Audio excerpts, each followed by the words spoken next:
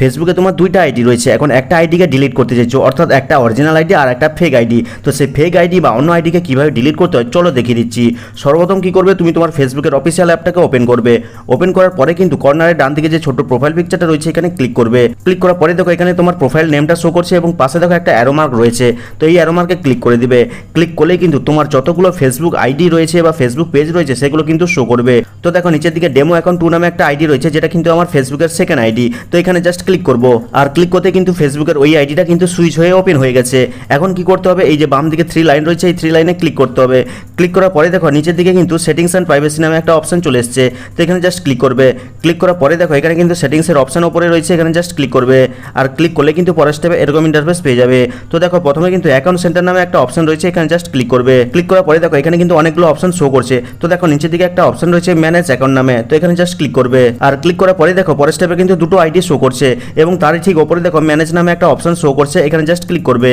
আর click করতেই দেখো এখানে কিন্তু দুটো অপশন চলে এসেছে, ডিঅ্যাক্টিভেশন অর ডিলিশন এবং মেমোরিয়ালাইজেশন। তো আমরা ডিলিট করতে চাইছি, তাই প্রথম অপশনটাকে সিলেক্ট করব। আর সিলেক্ট করার পরে তুমি যেই আইডিটাকে ডিলিট করতে চাইছো সেটাকে সিলেক্ট করবে। তো আমি ডেমো অ্যাকাউন্ট 2 এই আইডিটাকে ডিলিট করতে চাইছি, এখানে ক্লিক করছি।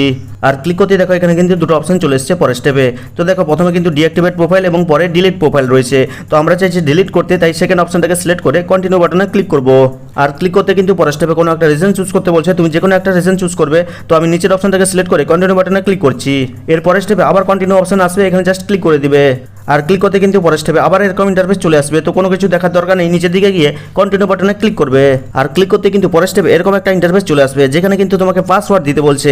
আর এখানে কিন্তু তোমার ফেসবুক অ্যাকাউন্টের যে মেন পাসওয়ার্ডটা রয়েছে সেটা দিয়ে দিতে হবে। তো এখন হয়তো তুমি ভাবছো যে এতে তো আমার মেন অ্যাকাউন্টটা ডিলিট হয়ে যাবে। না, মেন অ্যাকাউন্ট ডিলিট হবে না। তুমি যেই অ্যাকাউন্টটা ডিলিট করার জন্য এত দূর এলে সেই অ্যাকাউন্টটা কিন্তু ডিলিট হবে। তো এখানে তোমার মেন পাসওয়ার্ডটা দিয়ে দিবে, দিয়ে নিচের এই কন্টিনিউ বাটনে ক্লিক করবে। আর ক্লিক করতে কিন্তু ফাইনাল স্টেপে কিন্তু ঠিক এরকম ইন্টারফেস পেয়ে যাবে। তো দেখো এখানে কিন্তু ডিলিট অ্যাকাউন্ট রয়েছে।